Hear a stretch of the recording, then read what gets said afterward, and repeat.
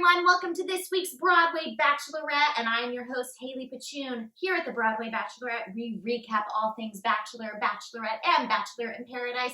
I've got my co-host, Maisie, and my special guest today has a plethora of Broadway credits. She started on Broadway with White Christmas, followed by Follies, Chaplin, where we met and fell in love, followed by She Loves Me. She has now taken an incredible term, assistant and associate choreographer with Hello Dolly, After Midnight, Hugh Jackman Around the World, and our upcoming new favorite Broadway show with Hugh Jackman himself, The Music Man. She's also mother of two and an amazing wife to Ari Butler of Power fame. My friend, Sara Edwards Butler! Amazing! Welcome to the show! I've already been awake for, about 4 hours with my child. Yes. Love the children. Two children. But look amazing. how good she looks. I woke up like this. So, Sara, how long have you been watching The Bachelor? Yeah, I was thinking about this. There was someone named Tristan, right? Like a long time ago. Trista Was the first one. She was the first Bachelorette. Okay. Should we get into it? Yeah. Okay. Chris Harrison walks in. Whenever Chris Harrison walks in for me, I get very nervous. Because you never know if he's gonna tell you someone has fallen down and is in the hospital, or if, you know what I mean? Yeah. Or if they're going to somewhere exotic and exciting. And this week he was there to announce they're going to Cleveland!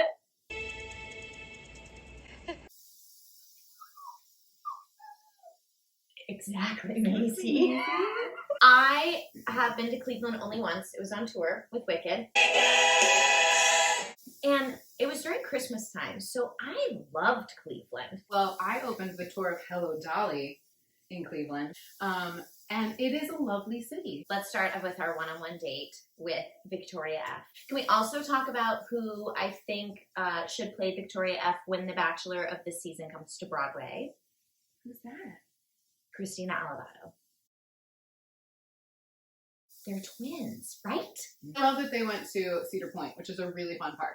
My most question about this date was when they were having their beer and her cheers to him. Cheers to our sons having hot moms and successful dads. I mean, I pride myself on being a hot mom. It feels a little, I can't wait to see her mom. This leads me to believe that she must have a hot mom and a successful dad. But then afterwards he was like, oh, well, do you want sons? And I want a lot of kids. And he was like, oh, I want 2 or 4.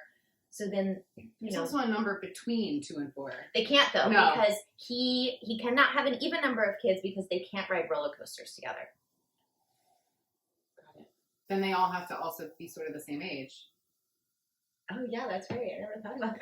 So I have children, so Yeah. I think of these things now. Yeah. Now we get to the best part of the one-on-one date. The concert. What was amazing, though, is that walk up to the concert, because it went from her hearing music and having that excited reaction that they all have, and then this, glimmer changed in her eyes from excitement to terror. Then it turns out that it's her ex-boyfriend. He's Touch so on that. handsome. Yeah. Chase. I mean... Chase, I'm single. If you were in her position, would you have told Peter? I would like to believe that I would have paused him and said, I'm so sorry to break up this amazing magical moment, Yeah. but I have to tell you something. Mm-hmm. I feel like I would have hopefully done the same thing, but I watched it again this morning and I was like, I don't know. I was really happy that Peter kind of laughed it off once she brought it up at their one-on-one date. Of course, he was caught off guard, but then when he found her in the corner, Facing the wall. he was like, you know what? Let's just laugh it off. What are the odds that this would happen? Yeah. Well, the odds are very good. You're on a television You're on show. On to the group date. Group date. I love football. I don't love football. Obviously, because it's Super Bowl week as well, I felt like I should bring this out for the football date. You have to join me. Oh. This is for the Chiefs. Oh. So the group date, they play football. They had no idea what they were doing. I mean, that's how I would have been. Just taking hits. Yeah. And Cheyenne. Don't even get me started. It's spelled Cheyenne. Yeah. But she pronounces it Sheehan. McKenna is spelled MyKenna, but she says it McKenna. Just a sidebar. Having named 2 humans myself, make it easy for people. Sara, Hayley, Maisie. Peter coaching the ladies made me very uncomfortable. See it, D. Get it. Let's go, Chan. I'll show me those hands. Yes! One safe. That's not what you say. But Cheyenne was Killing it. Yeah. What, she had like 2, what are they called? Touchdowns? Home runs. I said home runs. So one thing about this game was whoever wins the game gets to go to the cocktail party. Well, the game was tied in the end. I would have thought that they would have played like a sudden death, like, let's go into overtime. There was no mention about, oh, it's a tie, everyone gets to go. Do you think it's because they knew what was going to happen at the cocktail party? What? Shut the front door! Aloha comes back. Aloha, LA.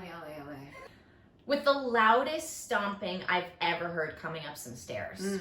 Aloha's script, I'm gonna call it, was so planned. She knew exactly what she was gonna say, how to say it, what voice pitch to use while she was speaking to him.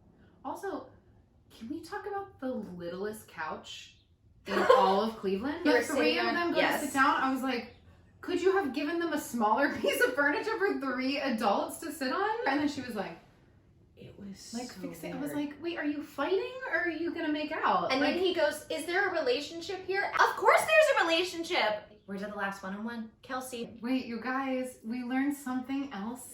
That Peter is passionate about polka. Say that 10 times fast. Peter is passionate about polka. Peter is passionate about polka.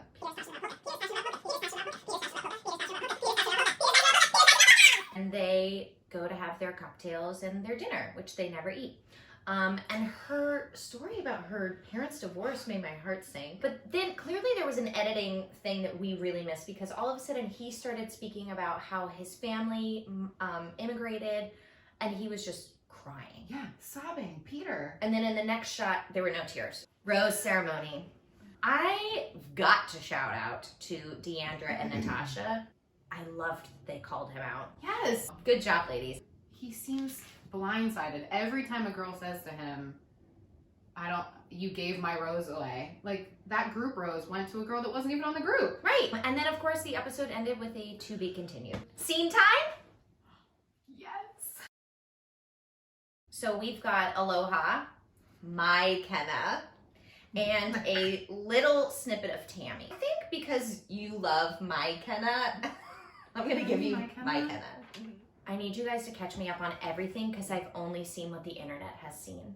Kelsey has a date tomorrow. Oh, I know. And I know Victoria F. had it yesterday. I know that she was dating Chase Rice before the date. What? Oh, y'all didn't know that? Well, the internet knows everything. I will tell you all. I'm like super frustrated with Alea because drama has risen from the dead. Scene. She starts off with the scene saying, I'm going to need you guys to catch me up on everything. And then a breath later goes, oh, I know, Victoria F. had it. She clearly has done her research. Yes, and the producers have told her everything. Oh Where can we find you on social? Oh my god. Okay, so I'm on Instagram. Sarah Kathleen is my middle name. And on Facebook. Perfect. And thanks for tuning in, all of my friends, and we will see you next Tuesday.